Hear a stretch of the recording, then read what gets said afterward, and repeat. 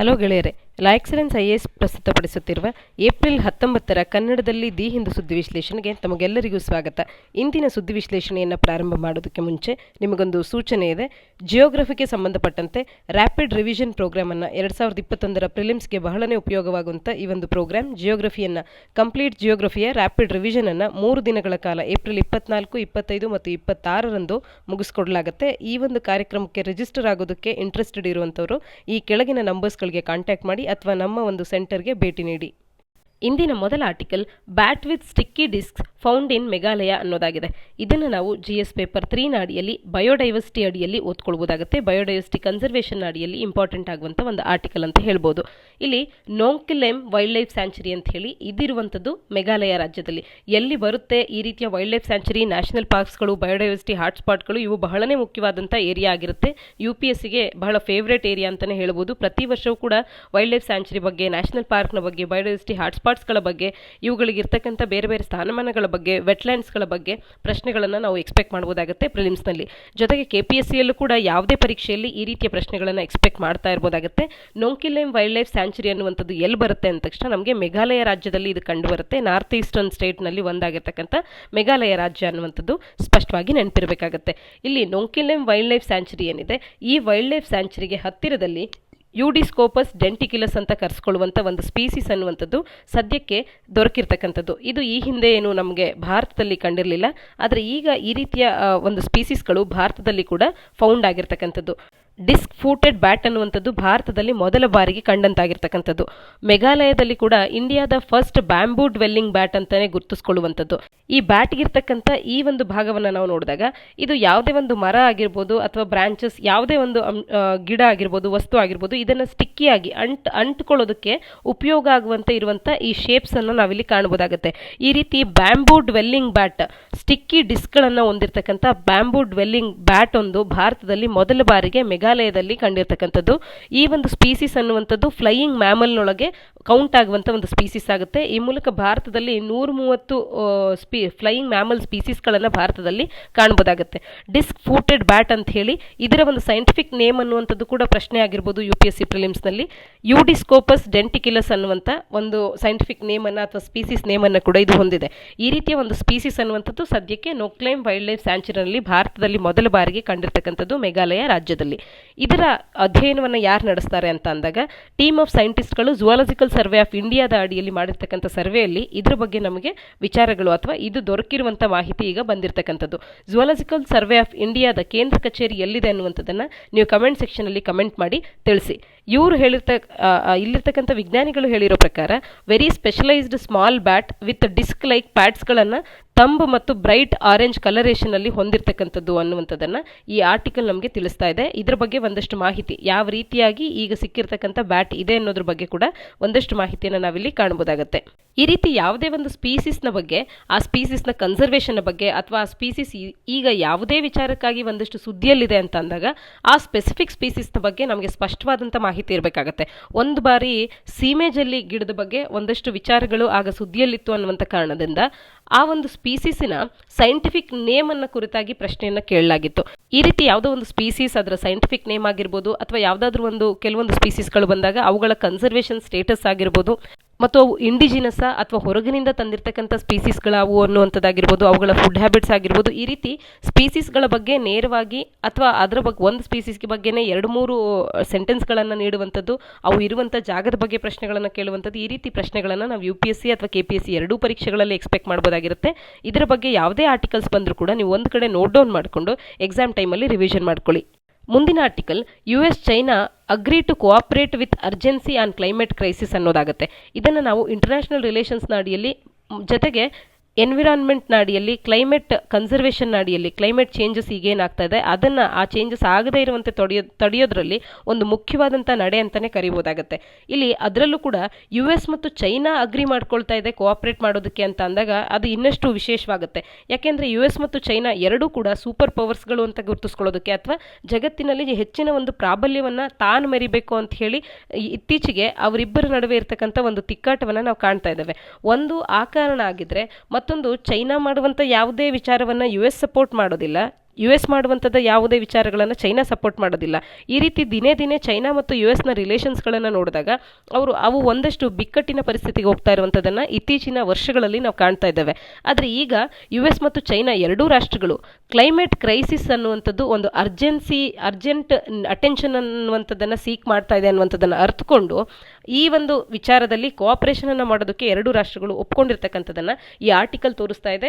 ಎನ್ವಿರಾನ್ಮೆಂಟನ್ನು ಮತ್ತು ನಮ್ಮ ಬಯೋಡೈವರ್ಸಿಟಿಯನ್ನು ಕನ್ಸರ್ವ್ ಮಾಡುವಂಥ ವಿಚಾರದಲ್ಲಿ, ಕ್ಲೈಮೇಟ್ ಕ್ರೈಸಿಸನ್ನು ಟ್ಯಾಕಲ್ ಮಾಡುವಂಥ ವಿಚಾರದಲ್ಲಿ ಈ ಎರಡೂ ರಾಷ್ಟ್ರಗಳು ಕೋಆಪರೇಟ್ ಮಾಡ್ಕೊಳ್ಳುವಂಥದ್ದು ಬಹಳನೇ ಇಂಪಾರ್ಟೆಂಟ್ ಆಗುವಂಥ ವಿಷಯ ಆಗುತ್ತೆ. ಯಾಕೆ ಅಂತ ಅಂದರೆ ವರ್ಲ್ಡ್ಸ್ 2 ಬಿಗ್ಗೆಸ್ಟ್ ಕಾರ್ಬನ್ ಡೈಆಕ್ಸೈಡ್ ಎಮಿಟರ್ಸ್ ಯಾರು ಅಂತ ಅಂದಾಗ US ಮತ್ತು ಚೈನಾ ಮೊದಲ ಸ್ಥಾನಗಳಲ್ಲಿ ಇರುತ್ತೆ. ಚೈನಾ ಅತಿ ಹೆಚ್ಚು ಕಾರ್ಬನ್ ಡೈಆಕ್ಸೈಡನ್ನು ಎಮಿಟ್ ಮಾಡುವಂಥ ರಾಷ್ಟ್ರ ಆಗಿದ್ದರೆ ಎರಡನೇ ಸ್ಥಾನವನ್ನು US ಪಡ್ಕೊಳ್ಳುತ್ತೆ ಜಾಗತಿಕವಾಗಿ. ಜೊತೆಗೆ ಚೈನಾ ವರ್ಲ್ಡ್ಸ್ ಬಿಗ್ಗೆಸ್ಟ್ ಕೋಲ್ ಯೂಸರ್ ಕೂಡ ಅನ್ನುವಂಥದ್ದನ್ನು ನಾವು ಮರಿಬಾರ್ದು. ಈ ಡೇಟಾಗಳನ್ನು ನಮ್ಮ ಮೈನ್ಸ್ ಉತ್ತರದಲ್ಲೂ ಬಳಸ್ಕೊಳ್ಬೋದು ಅಥವಾ ಇದರ ಬಗ್ಗೆ ನೇರವಾದಂಥ ಪ್ರಶ್ನೆಗಳನ್ನು UPSC ಅಥವಾ KPSCಯ ಯಾವುದೇ ಪರೀಕ್ಷೆಗಳಲ್ಲೂ ಕೂಡ ಕೇಳ್ಬೋದಾಗಿರುತ್ತೆ. ಬಿಗ್ಗೆಸ್ಟ್ ಎಮಿಟರ್ಸ್ಗಳು ಯಾರು ಅನ್ನುವಂಥ ಐಡಿಯಾ ನಮಗೆ ಸ್ಪಷ್ಟವಾಗಿ ಇರಬೇಕಾಗುತ್ತೆ. US ಮತ್ತು ಚೈನಾದಂಥ ಬಿಗ್ಗೆಸ್ಟ್ ಎಮಿಟರ್ಸ್ಗಳು, ಕಾರ್ಬನ್ ಎಮಿಟರ್ಸ್ಗಳೇ ಈಗ ಕೋಆಪರೇಷನ್ ಅನ್ನು ಮಾಡಿಕೊಂಡು ಕ್ಲೈಮೇಟ್ ಕ್ರೈಸಿಸ್ ಅನ್ನು ಟ್ಯಾಕಲ್ ಮಾಡೋದ್ರ ಕಡೆ ಒಂದು ಅರ್ಜೆನ್ಸಿಯನ್ನು ತೋರಿಸ್ತಾ ಇದ್ದಾರೆ ಅಂತ ಅಂದರೆ ಇದು ಒಂದು ಒಳ್ಳೆಯ ನಡೆ ಅಂತ ಹೇಳ್ಬೋದು, ಸ್ವಾಗತಾರ್ಹವಾದಂಥ ನಡೆ ಅಂತ ಹೇಳ್ಬೋದು. ಈ ಒಂದು ಪ್ಯಾಕ್ಟ್ ಅನ್ನುವಂಥದ್ದು US ಮತ್ತು ಚೈನಾದ ಒಂದು ಪ್ಯಾಕ್ಟ್ ಅನ್ನುವಂಥದ್ದು ಯಾವ ಸಮಯದಲ್ಲಿ ಬಂದಿದೆ ಅಂತ ಅಂದರೆ ಜೋ ಬಿಡನ್ ಅವರು US ಹೊಸ ನೂತನ ಅಧ್ಯಕ್ಷರಾಗಿ ಬಂದಿರತಕ್ಕಂಥವರು. ಅವರು ಏಪ್ರಿಲ್ 22 ಮತ್ತು 23ರಂದು 40 ಬೇರೆ ಬೇರೆ ವರ್ಲ್ಡ್ ಲೀಡರ್ಸ್ಗಳನ್ನು ಮೀಟ್ ಮಾಡುವಂಥ ಉದ್ದೇಶವನ್ನು ಹೊಂದಿದ್ದಾರೆ. ಯಾವ ವಿಚಾರವಾಗಿ ಅಂತಂದರೆ ಕ್ಲೈಮೇಟ್ ಕ್ರೈಸಿಸ್ ಅನ್ನು ಟ್ಯಾಕಲ್ ಮಾಡುವಂಥ ವಿಚಾರದಲ್ಲಿ ಡಿಸ್ಕಷನ್ ಅನ್ನು ಮಾಡುವಂಥ ವಿಚಾರಕ್ಕೆ. ಅದರ ಹಿನ್ನೆಲೆಯಲ್ಲೇ ಈಗ US ಮತ್ತು ಚೈನಾದವರು ಈ ಕ್ರೈಸಿಸ್ ಅನ್ನು ಟ್ಯಾಕಲ್ ಮಾಡೋಕ್ಕೆ ಕೋಆಪರೇಷನ್ ಅನ್ನು ಮಾಡಿಕೊಳ್ಳುವಂಥ ಒಂದು ಪ್ಯಾಕ್ಟ್ ಅನ್ನು ಮಾಡಿರ್ತಕ್ಕಂಥದ್ದು ಸ್ವಾಗತಾರ್ಹವಾದಂಥ ನಡೆ ಅಂತ ಹೇಳ್ಬೋದಾಗುತ್ತೆ. ಈ ಮುಂದೆ ನಡೆಯುವಂಥ 22 ಮತ್ತು 23ರ ಈ ಒಂದು ಏನು ಸಮಾವೇಶ ನಡೆಯುತ್ತೆ ಆ ಒಂದು ಸಮ್ಮಿಟ್ನಲ್ಲಿ ಬೇರೆ ಬೇರೆ ರಾಷ್ಟ್ರಗಳು ಕಮಿಟ್ಮೆಂಟ್ಸ್ಗಳನ್ನು, ಕಾರ್ಬನ್ ಎಮಿಷನ್ಸ್ಗಳನ್ನು ಕಟ್ ಮಾಡೋದಕ್ಕೆ ತೋರಿಸ್ತಾರೆ ಅನ್ನುವಂಥ ಎಕ್ಸ್ಪೆಕ್ಟೇಷನ್ ಇದೆ. ಅದರಲ್ಲೂ US ಮತ್ತು ಚೈನಾದಂಥ ರಾಷ್ಟ್ರಗಳು ತೋರಿಸ್ಬೋದು ಅನ್ನುವಂಥದ್ದು. ಜೊತೆಗೆ ಇನ್ನು ಚಿಕ್ಕ ಚಿಕ್ಕ ರಾಷ್ಟ್ರಗಳಿಗೆ ಕ್ಲೈಮೇಟ್ ಎಫರ್ಟ್ಸ್ಗಳನ್ನು ಅವರು ಫೇಸ್ ಮಾಡೋದಕ್ಕೆ, ಆ ಎಫರ್ಟ್ಸ್ಗಳನ್ನು ಹಾಕೋದಕ್ಕೆ ಅಂತ ಹೇಳಿ ಫಿನಾನ್ಷಿಯಲ್ ಹೆಲ್ಪನ್ನು ಆ ರಾಷ್ಟ್ರಗಳಿಗೆ ನೀಡುವಂಥದ್ದು, ಈ ರೀತಿಯ ಅಂಶಗಳನ್ನು ನಾವು ಮುಂಬರುವಂಥ ಈ ಒಂದು ಸಮ್ಮಿಟ್ನಿಂದಾಗಿ ಎಕ್ಸ್ಪೆಕ್ಟ್ ಮಾಡ್ಬೋದಾಗುತ್ತೆ. ಆದರೆ ಚೀನಾದ ಅಫಿಷಿಯಲ್ಸ್ಗಳ ಪ್ರಕಾರವಾಗಿ 1.4 ಬಿಲಿಯನ್ನಷ್ಟು ಪಾಪ್ಯುಲೇಷನ್ ಇರುವಂಥ ಒಂದು ಬಿಗ್ ಕಂಟ್ರಿ ಚೀನಾ ಆಗಿರೋದ್ರಿಂದ ಇನ್ನಷ್ಟು ಹೆಚ್ಚಿನ ಒಂದು ಕಮಿಟ್ಮೆಂಟನ್ನು ತೋರಿಸುವಂಥ ಗುರಿಗಳನ್ನು ಚೈನಾ ಹಾಕ್ಕೊಳ್ಳುವಂಥದ್ದು ಮತ್ತು ಅದನ್ನು ತಲುಪುವಂಥದ್ದು ಕಷ್ಟ ಆಗುತ್ತೆ ಚೈನಾದ ಪಾಲಿಗೆ ಅನ್ನುವಂಥದ್ದು ಅವರ ಒಂದು ಅಭಿಪ್ರಾಯ ಆಗಿರೋದನ್ನು ಕೂಡ ನಾವಿಲ್ಲಿ ಕಾಣಬಹುದಾಗುತ್ತೆ. ಒಟ್ಟಾರೆಯಾಗಿ US ಮತ್ತು ಚೈನಾದವರು ಸದ್ಯಕ್ಕೆ ಒಂದು ಪ್ಯಾಕ್ಟ್ ಅನ್ನು ಮಾಡಿಕೊಂಡು ಕ್ಲೈಮೇಟ್ ಕ್ರೈಸಿಸ್ನ ವಿಚಾರದಲ್ಲಿ ಕೋಆಪರೇಟ್ ಮಾಡಿಕೊಂಡು ಈ ಒಂದು ಕ್ರೈಸಿಸ್ ಅನ್ನು ಫೇಸ್ ಮಾಡೋದಕ್ಕೆ ಒಂದು ಪ್ಯಾಕ್ಟಿಗೆ ಸಹಿ ಹಾಕಿರ್ತಕ್ಕಂಥದ್ದು ಇಂಟರ್ನ್ಯಾಷನಲ್ ರಿಲೇಷನ್ಸ್ ನಡಿಯಲ್ಲಿ ಆಗ್ತಾ ಇರ್ತಕ್ಕಂಥ ಒಂದು ಇಂಪಾರ್ಟೆಂಟ್ ಈವೆಂಟ್ ಅಂತಾನೆ ಹೇಳ್ಬೋದಾಗುತ್ತೆ. ಮುಂದಿನ article, CBI to study supreme court order in ISRO case to decide on further action ಅನ್ನೋದಾಗಿದೆ. ಇಲ್ಲಿ ನಮಗೆ ಹೆಚ್ಚಿನ ಮಾಹಿತಿ ಏನು ಬೇಕಾಗೋದಿಲ್ಲ. CBI ಸಂಸ್ಥೆಯ ಬಗ್ಗೆ ಒಂದಷ್ಟು ಮಾಹಿತಿಯನ್ನು ನಾವು ಗಮನ ಹರಿಸಬೇಕಾಗತ್ತೆ.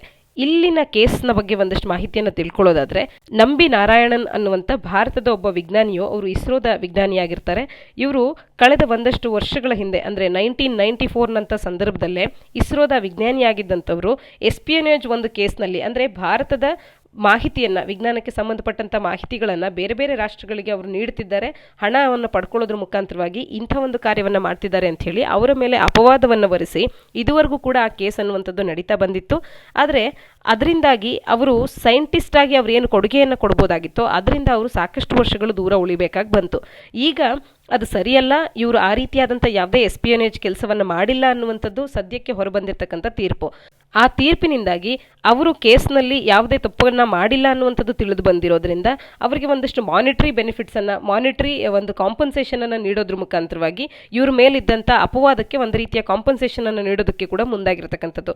ಆದರೆ ಫಿನಾನ್ಷಿಯಲಿ ಇವರಿಗೆ ಯಾವುದೇ ರೀತಿಯ ಕಾಂಪನ್ಸೇಷನನ್ನು ಕೊಟ್ಟರೂ ಕೂಡ ಸೈಂಟಿಸ್ಟ್ನಂಥ ಒಂದು ದೊಡ್ಡ ಹುದ್ದೆಯಲ್ಲಿದ್ದಂಥವರ ಒಂದು ಕಾಂಟ್ರಿಬ್ಯೂಷನನ್ನು ಪಡ್ಕೊಳ್ಳೋದಕ್ಕೆ ಈ ದೇಶ ಫೇಲ್ಯೂರ್ ಆಗಿದೆ ಅನ್ನುವಂಥದ್ದಂತೂ ನಿಜ ಆಗುತ್ತೆ. ಇದರಿಂದ ಒಂದಷ್ಟು ಹಿನ್ನಡೆ ಅನ್ನುವಂಥದ್ದು ಭಾರತದ ವಿಜ್ಞಾನ ಕ್ಷೇತ್ರಕ್ಕೆ ಆಗಿದೆ ಅಂದರೆ ತಪ್ಪಾಗಲ್ಲ. ಇವರೊಬ್ಬರು ಕ್ರಯೋಜೆನಿಕ್ ಫೀಲ್ಡ್ ನಲ್ಲಿ ಇಂಪಾರ್ಟೆನ್ಸ್ ಅನ್ನು ಪಡ್ಕೊಳ್ಳುವಂಥ ಒಬ್ಬರು ವಿಜ್ಞಾನಿಯಾಗಿರ್ತಾರೆ. ಇವರ ಒಂದು ಹೆಸರನ್ನು ನೆನ್ಪಿಟ್ಕೊಳ್ಬೇಕು. ನಂಬಿ ನಾರಾಯಣನ್ ಅನ್ನುವಂಥವ್ರು ಯಾರು ಅಂದ ತಕ್ಷಣ ಇವರು ಇಸ್ರೋದ ವಿಜ್ಞಾನಿಯಾಗಿದ್ದಂಥವ್ರು ಅನ್ನುವಂಥದ್ದು ಗೊತ್ತಿರಲಿ. KPSC ಯಾವುದೇ ಪರೀಕ್ಷೆಗಳಲ್ಲಿ ಬರ್ಬೋದು.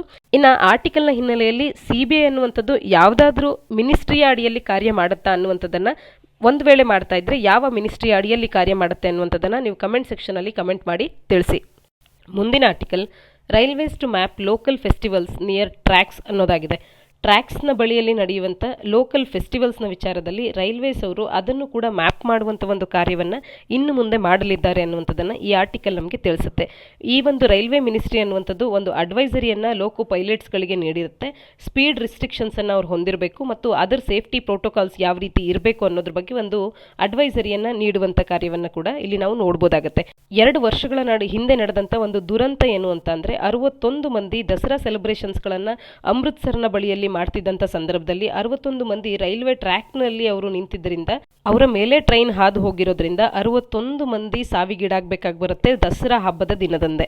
ಇಂಥ ಸನ್ನಿವೇಶಗಳು ಮುಂದಿನ ದಿನಗಳಲ್ಲಿ ಜರುಗಬಾರದು ಅನ್ನುವಂಥ ಕಾರಣದಿಂದಾಗಿ ಇನ್ನು ಮುಂದೆ ರೈಲ್ವೆ ಇಲಾಖೆಯವರು ಲೋಕಲ್ ಫೆಸ್ಟಿವಲ್ಸ್ಗಳನ್ನು ಟ್ರ್ಯಾಕ್ನ ಬಳಿ ನಡೆಯುವಂಥವನ್ನ ಮ್ಯಾಪ್ ಮಾಡಬೇಕು ಅನ್ನುವಂಥ ಒಂದು ಉದ್ದೇಶವನ್ನು ಸದ್ಯಕ್ಕೆ ಅವರು ಜಾರಿಗೆ ತರ್ತಾ ಇರ್ತಕ್ಕಂಥದ್ದು. ಒಂದು ಅಡ್ವೈಸರಿಯನ್ನು ಲೋಕೋ ಪೈಲಟ್ಸ್ಗಳಿಗೆ ಇಶ್ಯೂ ಮಾಡ್ತಾರೆ. ಸ್ಪೀಡ್ ರಿಸ್ಟ್ರಿಕ್ಷನ್ಸ್ ಇರಬೇಕು ಅಂತ ಹೇಳಿ, ಮತ್ತೆ ಬೇರೆ ಬೇರೆ ಸೇಫ್ಟಿ ಪ್ರೋಟೋಕಾಲ್ಸ್ ಇರಬೇಕು, ಅದನ್ನು ಮ್ಯಾನೇಜ್ ಮಾಡಬೇಕು ಅಂತ ಹೇಳಿ. ರೈಲ್ವೆ ದುರಂತಗಳನ್ನು, ರೈಲ್ವೆ ಅಪಘಾತಗಳನ್ನು ತಡೆಯೋದಕ್ಕೆ ರೈಲ್ವೆ ಇಲಾಖೆಯವರು ತಗೊಳ್ತಿರ್ತಕ್ಕಂಥ ಮೆಷರ್ಸ್ಗಳು ಯಾವುದು ಅಂದಾಗ ಈ ಒಂದು ಅಂಶವನ್ನು ಕೂಡ ನಾವು ಇನ್ಕ್ಲೂಡ್ ಮಾಡ್ಕೊಳ್ಬೋದಾಗುತ್ತೆ.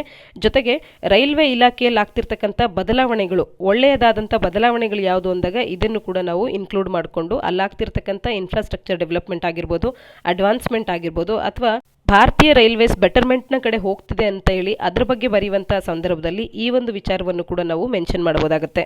ಮುಂದಿನ article Israel relaxes mask mandate ಅನ್ನೋದಾಗುತ್ತೆ.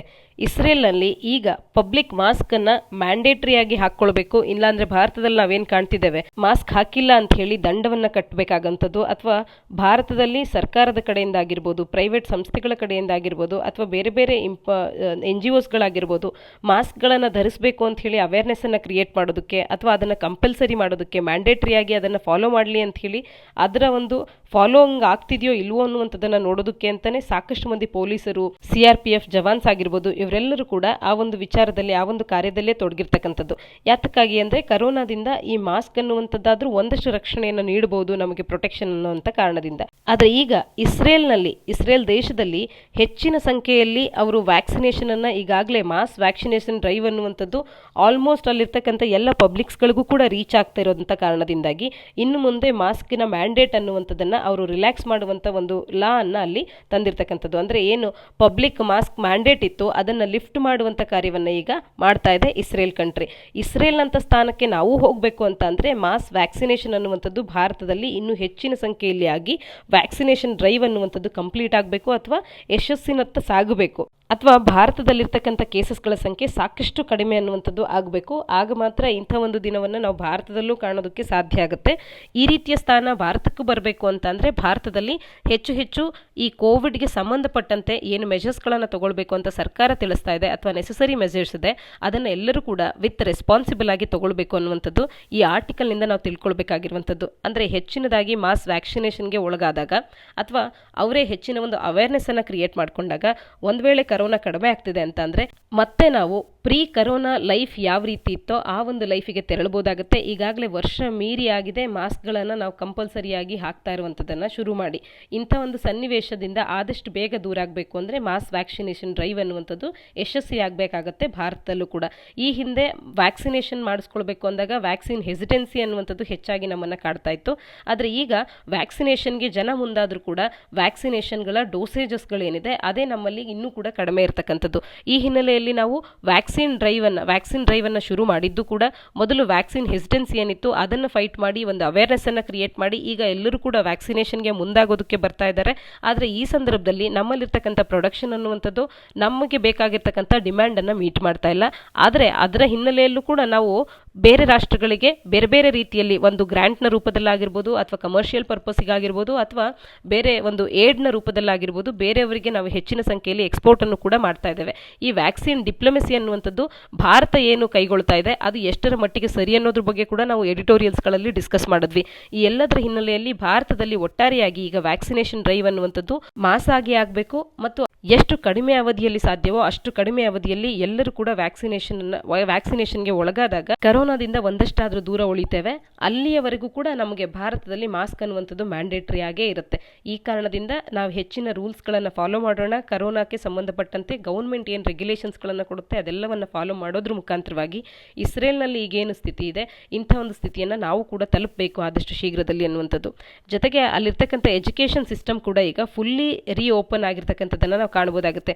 ಭಾರತದಲ್ಲಿ ಕಳೆದ 1 ವರ್ಷದಿಂದ ಎಷ್ಟರ ಮಟ್ಟಿಗೆ ನಮ್ಮಲ್ಲಿರ್ತಕ್ಕಂಥ ಎಜುಕೇಷನ್ ಸಿಸ್ಟಮ್ ಅನ್ನುವಂಥದ್ದು ಸಾಕಷ್ಟು ನೆಗೆಟಿವ್ ಇಂಪ್ಯಾಕ್ಟ್ಸ್ಗಳನ್ನು ಪಡಿತಾ ಇದೆ ಅನ್ನುವಂಥದ್ದನ್ನು ನಾವು ಕಾಣ್ತಾನೆ ಇದ್ದೇವೆ. ಒಂದು ಡಿಜಿಟಲ್ ಎಜುಕೇಷನ್ ಅನ್ನುವಂಥದ್ದು ಒಂದಷ್ಟು ಮಟ್ಟಿಗೆ ಪೆನೆಟ್ರೇಷನ್ ಆಗಿದೆ ಅನ್ನುವಂಥದ್ದನ್ನು ಬಿಟ್ಟರೆ, ಸವಲತ್ತುಗಳನ್ನು ಹೊಂದಿಲ್ಲದೆ ಇರುವಂಥವರಿಗೆ, ಇನ್ಫ್ರಾಸ್ಟ್ರಕ್ಚರ್ನ ಕೊರತೆ ಇರುವಂಥವರಿಗೆ, ಇಂಟರ್ನೆಟ್ಟಿನ ಸೌಲಭ್ಯ ಅನ್ನುವಂಥದ್ದು ಗೊತ್ತೇ ಇಲ್ಲದೆ ಇರುವಂಥದ್ದು ಮತ್ತು ರಿಮೋಟ್ ಏರಿಯಾಸಲ್ಲಿ ನೆಟ್ವರ್ಕ್ ಸಿಗ್ತಾ ಇಲ್ಲ, ಇಲ್ಲಿರ್ತಕ್ಕಂಥ ಪ್ರದೇಶಗಳಿಗೆ, ಹೆಚ್ಚಿನದಾಗಿ ಗ್ರಾಮೀಣ ಪ್ರದೇಶದ ಜನತೆಗಳಿಗೆ ಮತ್ತು ನಗರದಲ್ಲಿದ್ದು ಕೂಡ ಬಡವರಾಗಿರ್ತಕ್ಕಂಥವ್ರು, BPL ಫ್ಯಾಮಿಲೀಸ್ನಲ್ಲಿರ್ತಕ್ಕಂಥವ್ರು, ಇನ್ಫ್ರಾಸ್ಟ್ರಕ್ಚರ್ನ ಕೊರತೆಯನ್ನು ಎದುರಿಸ್ತಾ ಇರೋಂಥವ್ರು ಮತ್ತು ಯಾರಿಗೆಲ್ಲ ಸ್ಮಾರ್ಟ್ಫೋನ್ಸ್ಗಳ ಆಕ್ಸೆಸ್ ಮಾಡುವಂಥ ನಾಲೆಡ್ಜ್ ಆಗಿರ್ಬೋದು ಅಥವಾ ಅವರಿಗೆ ಫಿನಾನ್ಷಿಯಲಿ ಹೆಲ್ಪ್ ಆಗಿರ್ಬೋದು ಇಲ್ಲ, ಇವರೆಲ್ಲರೂ ಕೂಡ ಕಳೆದ 1 ವರ್ಷದಿಂದ ಎಜುಕೇಷನನ್ನು ಪಡೆಯುವಲ್ಲಿ ಸಾಕಷ್ಟು ತೊಂದರೆಯನ್ನು ಅನುಭವಿಸಬೇಕಾಗಿ ಬಂದಿದೆ. ಆದರೆ ಒಂದು ವೇಳೆ ನಾವು ರಿಸ್ಟ್ರಿಕ್ಷನ್ಸ್ಗಳನ್ನು, ರೂಲ್ಸ್ಗಳನ್ನು ಸರಿಯಾಗಿ ಫಾಲೋ ಮಾಡಿದ್ದೇ ಆದಲ್ಲಿ ಭಾರತದಲ್ಲೂ ಕೂಡ ಫುಲ್ಲಿ ಎಜುಕೇಷನ್ ಸಿಸ್ಟಮ್ ಅನ್ನುವಂಥದ್ದು ರಿಓಪನ್ ಆಗುತ್ತೆ. ಹಾಗಾಗಿ ಇದೆಲ್ಲದರ ಕಡೆ ಭಾರತ ಹೆಚ್ಚಿನ ಗಮನವನ್ನು ಹರಿಸಬೇಕಾಗತ್ತೆ ಅನ್ನುವಂಥದ್ದನ್ನು ಆರ್ಟಿಕಲ್ ನಮಗೆ ಒಂದು ಎಕ್ಸಾಂಪಲ್ನ ರೀತಿಯಲ್ಲಿ ತೋರಿಸ್ತಾ ಇದೆ ಇಸ್ರೇಲ್ ರಾಷ್ಟ್ರ. ಮುಂದಿನ ಆರ್ಟಿಕಲ್, ಮಯನ್ಮಾರ್ನಲ್ಲಿ ಈಗಾಗಲೇ ಶಾಡೋ ಗೌರ್ಮೆಂಟ್ ಫಾರ್ಮ್ ಆಗಿದೆ ಅನ್ನುವಂಥದ್ದನ್ನು ಕಳೆದ 1-2 ದಿನಗಳ ಹಿಂದಷ್ಟೇ ನಾವು ನೋಡಿದ್ವಿ. ಶಾಡೋ ಗೌರ್ಮೆಂಟ್ ಅಂತಂದರೆ ಈಗೇನು ಒಂದು ಗೌರ್ಮೆಂಟ್ ಅಂತ ಹೇಳಿ ಗುರುತಿಸ್ಕೊಳ್ಳುವಂಥ ಒಂದು ಸರ್ಕಾರ ಇರುತ್ತೆ, ಆ ಸರ್ಕಾರಕ್ಕೆ ಒಂದು ರೀತಿಯ ಅಣಕು ಮಾಡುವಂತೆ ಆಪೋಸಿಷನ್ನ ರೀತಿಯಲ್ಲಿ ಒಂದೊಂದು ಶಾಡೋ ಗೌರ್ಮೆಂಟ್ ಅಂತ ಹೇಳಿ ಮತ್ತೊಂದು ಸರ್ಕಾರ ಫಾರ್ಮ್ ಆಗುವಂಥದ್ದು. ಇಲ್ಲಿ ಮಯನ್ಮಾರ್ನಲ್ಲಿ ಒಂದು ಕಂಪ್ಲೀಟ್ ಡೆಮಾಕ್ರಸಿ ಅನ್ನುವಂಥದ್ದು ಎಸ್ಟಾಬ್ಲಿಷ್ ಆಗಿ ಕೇವಲ ಒಂದು 5-6 ವರ್ಷಗಳು ಮಾತ್ರವೇ ಆಗಿತ್ತು.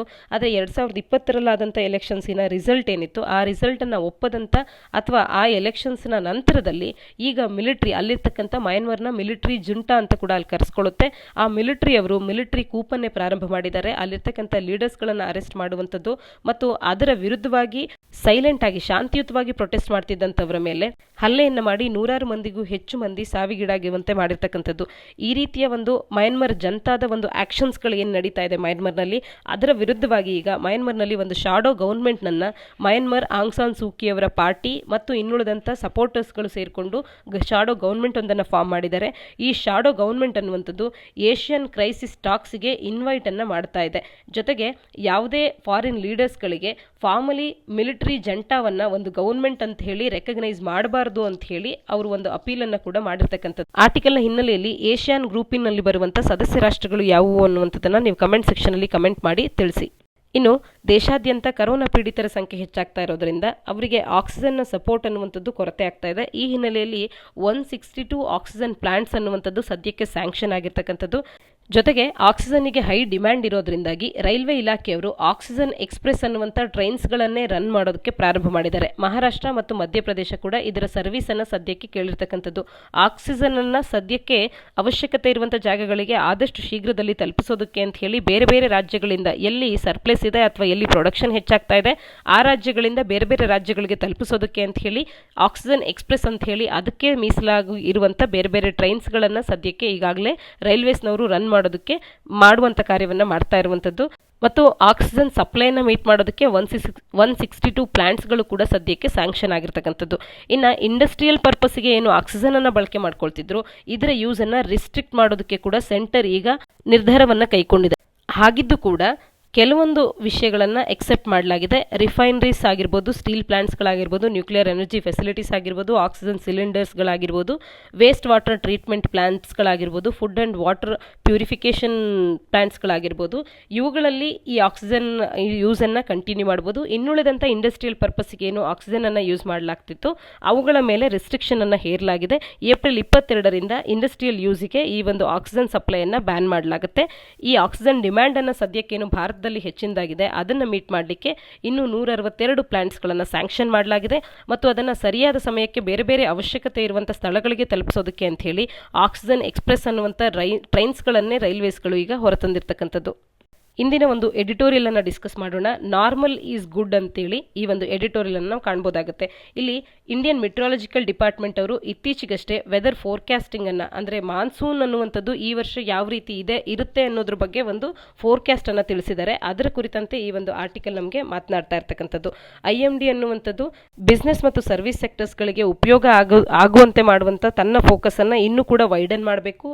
ಅದರ ಒಂದು ಎಫರ್ಟ್ಸ್ ಏನಿದೆ ಈಗಾಗಲೇ ಅಗ್ರಿಕಲ್ಚರ್ ಸೆಕ್ಟರ್ಗಾಗಿರ್ಬೋದು, ಸರ್ವಿಸ್ ಸೆಕ್ಟರ್ಗಾಗಿರ್ಬೋದು ಹೆಲ್ಪ್ಫುಲ್ ಆಗುವಂತೆ ಅದು ಮಾಡ್ತಿರ್ತಕ್ಕಂಥ ಕಾರ್ಯಗಳೇನಿದೆ ಆ ರೀತಿಯ ಕಾರ್ಯಗಳು ಇನ್ನಷ್ಟು ಹೆಚ್ಚಿನದಾಗಲಿ ಅನ್ನುವಂಥದ್ದು ಈ ಒಂದು ಎಡಿಟೋರಿಯಲ್ನ ಅಭಿಪ್ರಾಯ ಆಗಿರ್ತಕ್ಕಂಥದ್ದು. ನಾರ್ಮಲ್ ಮಾನ್ಸೂನ್ ಅನ್ನುವಂಥದ್ದು ಈ ವರ್ಷ ಆಗುತ್ತೆ ಅನ್ನುವಂಥದ್ದನ್ನು ಇಂಡಿಯನ್ ಮೆಟ್ರಾಲಜಿಕಲ್ ಡಿಪಾರ್ಟ್ಮೆಂಟ್ ಅವರು ತಿಳಿಸಿದ್ದಾರೆ. ಎಕ್ಸೆಪ್ಟ್ ಯಾವ ಭಾಗ ಅಂತ ಅಂದರೆ ಈಸ್ಟರ್ನ್ ಮತ್ತು ನಾರ್ತ್ ಈಸ್ಟರ್ನ್ ಭಾಗದಲ್ಲಿ ಒಂದಷ್ಟು ಮಳೆ ಅನ್ನುವಂಥದ್ದು ಕಡಿಮೆ ಆಗ್ಬೋದು.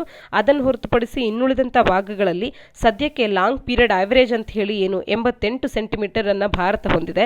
ಲಾಂಗ್ ಪೀರಿಯಡ್ ಆವರೇಜ್ ಅಂತ ಅಂದಾಗ 1961ರಿಂದ 2010ರವರೆಗೆ 50 ವರ್ಷಗಳಲ್ಲಿ ಭಾರತದಲ್ಲಾಗಿರ್ತಕ್ಕಂಥ ಮಳೆಯ ಒಂದು ಆವರೇಜ್ ಅನ್ನು ತಗೊಳ್ತಾರೆ. ಅದು 88 ಸೆಂಟಿಮೀಟರ್ ಆಗಿರ್ತಕ್ಕಂಥದ್ದು. ಈ ಲಾಂಗ್ ಪೀರಿಯಡ್ ಆವರೇಜ್ ಏನಿದೆ ಈ ಆವರೇಜಿನ 96 ಭಾಗದಿಂದ 104ರಷ್ಟು ಮಳೆ ಅನ್ನುವಂಥದ್ದು ಬರ್ತಾ ಇದೆ. ಈ 88 ಸೆಂಟಿಮೀಟರಿನ 96% ಟು 104% ಮಳೆ ಬರ್ತಾ ಇದ್ರೆ ಇದನ್ನ ನಾರ್ಮಲ್ ರೈನ್ಫಾಲ್ ಅಂತ ಹೇಳಿ ಗುರುತಿಸ್ತೇವೆ. ಈ ಒಂದು ಲಿಮಿಟ್ ಏನು ಅನ್ನುವಂಥದ್ದೇ ನೇರವಾದಂಥ ಪ್ರಶ್ನೆ ಆಗಿರ್ಬೋದಾಗುತ್ತೆ. ನಾರ್ಮಲ್ ರೈನ್ಫಾಲ್, ನಾರ್ಮಲ್ ಮಾನ್ಸೂನ್ ಅಂತ ಕರಿತೇವೆ ಅಂತಂದ್ರೆ ಲಾಂಗ್ ಪೀರಿಯಡ್ ಆವರೇಜ್ 88 ಸೆಂಟಿಮೀಟರ್, ಇದರ 96ರಿಂದ 104 ಇದ್ದಾಗ ಅದನ್ನು ನಾರ್ಮಲ್ ರೈನ್ಫಾಲ್ ಅಂತ ಹೇಳಿ, ನಾರ್ಮಲ್ ಮಾನ್ಸೂನ್ ಅಂತ ಹೇಳಿ ಕರಿತೇವೆ. ಇನ್ನು 105%ಗಿಂತ ಹೆಚ್ಚಿನದಾಗಿ ಬಂದಾಗ ಅಬೌವ್ ನಾರ್ಮಲ್ ಅಂತ ಹೇಳಿ ಕರಿತೇವೆ. ಈ ರೀತಿಯಾಗಿ IMD ಅನ್ನುವಂಥದ್ದು ಒಂದು ರೈನ್ಫಾಲ್ ಅಥವಾ ಮಾನ್ಸೂನ್ ಪ್ರೆಡಿಕ್ಷನ್ ಅನ್ನ ಮಾಡ್ಕೊಳ್ತಾನೆ ಬಂದಿದೆ. ಅಫಿಷಿಯಲ್ ಡೇಟಾವನ್ನ ಈ ರೀತಿಯ ಫೋರ್ಕಾಸ್ಟ್ಗಳಲ್ಲಿ ನಾವು ತಗೊಳ್ಳುವಂಥದ್ದು IMD ಇಂದನೇ. IMD ಈ ರೀತಿ ಮಾನ್ಸೂನ್ ಫೋರ್ಕಾಸ್ಟ್ ಅನ್ನು ನೀಡ್ತಾ ಬಂದಿದ್ರು ಕೂಡ ಕೆಲವು ಬಾರಿ ಇದು ತಪ್ಪಾಗುವಂಥ ಸಂಭವಗಳು ಕೂಡ ಆಗಿರುವಂಥದ್ದು. 2019-2020 ಸಾಲಿನ ಮಾನ್ಸೂನ್ ಫೋರ್ಕಾಸ್ಟ್ ಅನ್ನು ಕೂಡ ನಾರ್ಮಲ್ ಅಂತ ಹೇಳಿ ಹೇಳಲಾಗಿತ್ತು. ಆದರೆ ನಾರ್ಮಲ್ಗಿಂತಲೂ ಹೆಚ್ಚಿನ ಮಳೆ ಅನ್ನುವಂಥದ್ದು ಆ ಸಂದರ್ಭದಲ್ಲಿ ಆಗಿದ್ದಂಥದ್ದು. ಕಾರಣ 2019ರಲ್ಲಿ ಇಂಡಿಯನ್ ಓಷನ್ ಡೈಪೋಲ್ ಮತ್ತು ಲಾನಿನೋದ ಎಫೆಕ್ಟ್ ಅನ್ನುವಂಥದ್ದು ಆಗಿದ್ರಿಂದಾಗಿ IMD ಪ್ರೆಡಿಕ್ಟ್ ಮಾಡಿದ್ದಂತಲೂ ಕೂಡ ಹೆಚ್ಚಿನ ಮಳೆ ಅನ್ನುವಂಥದ್ದು ಆಗಬೇಕಾಗಿ ಬಂತು. ಈ ಕಾರಣದಿಂದ ನಾರ್ಮಲ್ ಅಂತ ಹೇಳಿ IMD ಹೇಳಿದ್ರು ಕೂಡ ಅಬೌವ್ ನಾರ್ಮಲ್ ರೈನ್ಫಾಲ್ ಅನ್ನು ನಾವು ಕಂಡಿದ್ವಿ. ಈ ವರ್ಷ ನಾರ್ಮಲ್ ರೈನ್ಫಾಲ್ ಆಗುತ್ತೆ ಅಂತ ಹೇಳಿ IMD ಪ್ರೆಡಿಕ್ಟ್ ಮಾಡಿದೆ. ಸದ್ಯಕ್ಕೆ ಏಪ್ರಿಲ್ನಲ್ಲಿ ದೊರಕುವಂಥ, ಮಾರ್ಚ್ನಲ್ಲಿ ದೊರಕಿರ್ತಕ್ಕಂಥ ಡೇಟಾದ ಆಧಾರದ ಮೇಲೆ ಏಪ್ರಿಲಿನ ತನ್ನ ಒಂದು ಫೋರ್ಕಾಸ್ಟ್ ಅನ್ನು ಸದ್ಯಕ್ಕೆ ತಿಳಿಸಿರ್ತಕ್ಕಂಥದ್ದು. ಮತ್ತೆ ಇದನ್ನ ಮೇನಲ್ಲಿ ಆ ಒಂದು ಫೋರ್ಕಾಸ್ಟ್ ಅನ್ನು ರಿವೈಸ್ ಮಾಡುವಂಥ ಕಾರ್ಯವನ್ನು ಕೂಡ ನಾವು ನೋಡ್ಬೋದಾಗುತ್ತೆ IMD ಕಡೆಯಿಂದ. ಈ ವರ್ಷದ ಸ್ಪೆಷಾಲಿಟಿ ಏನು ಅಂತಂದರೆ 2021ರಿಂದ ಪ್ರತಿಯೊಂದು ತಿಂಗಳಿನಲ್ಲೂ ಕೂಡ ಯಾವ ರೀತಿಯಾಗಿ ಮಳೆ ಆಗುತ್ತೆ ಅನ್ನುವಂಥ ಒಂದು ಮಂತ್ಲಿ ಫೋರ್ಕಾಸ್ಟಿಂಗನ್ನು ನಾವು ಕಾಣ್ಬೋದಾಗುತ್ತೆ. ಈ ಹಿಂದೆ ಜುಲೈ ಮತ್ತು ಸೆಪ್ಟೆಂಬರ್ ತಿಂಗಳ ಪ್ರೆಡಿಕ್ಷನ್ ಅನ್ನುವಂಥದ್ದು IMDಗೂ ಕೂಡ ಕಷ್ಟ ಆಗ್ತಿತ್ತು. ಆದರೆ ಈಗ ಡೈನಮಿಕಲ್ ಮೆಥಡನ್ನು IMD ಅಳವಡಿಸ್ಕೊಂಡಿರೋದ್ರಿಂದ ಮತ್ತು ಇನ್ನಷ್ಟು ಬೇರೆ ಬೇರೆ ಅಡ್ವಾನ್ಸ್ಮೆಂಟನ್ನು IMD ಅಳವಡಿಸ್ಕೊಳ್ತಾ ಇರೋದ್ರಿಂದಾಗಿ ಇನ್ನು ಮುಂದೆ ಪ್ರತಿ ತಿಂಗಳಿನ ರೈನ್ಫಾಲ್ ಫೋರ್ಕಾಸ್ಟನ್ನು ಇನ್ನು IMDನವರು ತಿಳಿಸ್ಕೊಡ್ಲಿದ್ದಾರೆ. ಜೊತೆಗೆ IMDಯ ಈ ಒಂದು ಫೋರ್ಕಾಸ್ಟ್ಗಳಿಂದಾಗಿ ಸರ್ವಿಸಸ್ ಸೆಕ್ಟರ್ಗೂ ಕೂಡ ಸಾಕಷ್ಟು ಉಪಯೋಗ ಆಗುತ್ತೆ. ಇನ್ನು ವೆದರ್ ಅಥವಾ ಮಾನ್ಸೂನ್ ಈ ರೀತಿ ಇದೆ ಅಂತ ನಮಗೆ ತಿಳಿದು ಬರೋದ್ರಿಂದ ಯಾವ ರೀತಿಯ ಬೆಳೆಗಳನ್ನು ಹಾಕಬೇಕು, ಯಾವ ಟೈಮ್ನಲ್ಲಿ ಕೊಯ್ಲನ್ನು ಮಾಡಬೇಕು, ಇವೆಲ್ಲವೂ ಕೂಡ ಸಾಕಷ್ಟು ಉಪಯೋಗ ಆಗುವಂತೆ ಅಗ್ರಿಕಲ್ಚರ್ ಸೆಕ್ಟರ್ಗೂ ಕೂಡ ಉಪಯೋಗ ಆಗುತ್ತೆ. ಇದರಿಂದಾಗಿ ಈಲ್ಡನ್ನು ಹೆಚ್ಚುಗೊಳಿಸಬಹುದಾಗಿರುತ್ತೆ. ಮಳೆ ನಾರ್ಮಲ್ ಆಗಿ ಆಗುತ್ತೋ ಇಲ್ಲೋ ಅನ್ನುವಂಥದ್ದನ್ನು ಮುಂಚೆಯೇ ತಿಳಿಸೋದ್ರಿಂದ ಎಷ್ಟು ಬೆಳೆ, ಯಾವ ರೀತಿಯ ಬೆಳೆ ಇಡಬೇಕು, ಎಷ್ಟು ನೀರು ಅದಕ್ಕೆ ಬೇಕಾಗುತ್ತೆ, ಇವೆಲ್ಲವನ್ನು ಹೊಂದಿಸ್ಕೊಳ್ಳುವಂಥದ್ದು, ಇವೆಲ್ಲದಕ್ಕೂ ಕೂಡ ಅಗ್ರಿಕಲ್ಚರ್ ಪರ್ಪಸ್ಸಿಗೆ ಅಂತ ಹೇಳಿ ಸಾಕಷ್ಟು ಉಪಯೋಗ ಅನ್ನುವಂಥದ್ದಾಗುತ್ತೆ. ಸರ್ವಿಸ್ ಸೆಕ್ಟರ್ಗೂ ಕೂಡ ಈ ಪ್ರೆಡಿಕ್ಷನ್ ಅನ್ನುವಂಥದ್ದು ಉಪಯೋಗ ಅನ್ನುವಂಥದ್ದು ಹೊಂದಿರುತ್ತೆ. ಈ ಎಲ್ಲ ಕಾರಣದಿಂದ IMDಯ ಈ ಪ್ರೆಡಿಕ್ಷನ್ ಅನ್ನುವಂಥದ್ದು ತನ್ನ ಒಂದು ಫೋಕಸ್ ಏನಿದೆ ಸರ್ವಿಸ್ ಸೆಕ್ಟರ್ ಮತ್ತು ಬಿಸ್ನೆಸ್ ಸೆಕ್ಟರ್ನ ಏಡ್ ಮಾಡುವಂಥ ಒಂದು ಫೋಕಸನ್ನು ಇನ್ನೂ ಕೂಡ ವೈಡನ್ ಮಾಡಬೇಕು ಅಂತ ಹೇಳಿ ಈ ಆರ್ಟಿಕಲ್ನ ಲೇಖಕರು ತಿಳಿಸ್ತಾ ಇರ್ತಕ್ಕಂಥದ್ದು. ನಾವು ಕೇಳಿರ್ತಕ್ಕಂಥ ಪ್ರಶ್ನೆಗಳಿಗೆ ಕಮೆಂಟ್ ಸೆಕ್ಷನಲ್ಲಿ ತಪ್ಪದೇ ಉತ್ತರಗಳನ್ನು ನೀಡಿ. ಇದಿಷ್ಟು ಇಂದಿನ ಸುದ್ದಿ ವಿಶ್ಲೇಷಣೆಯಾಗಿದೆ. ನಾಳಿನ ಸುದ್ದಿ ವಿಶ್ಲೇಷಣೆಯೊಂದಿಗೆ ಮತ್ತೆ ಸಿಗೋಣ. ಧನ್ಯವಾದ.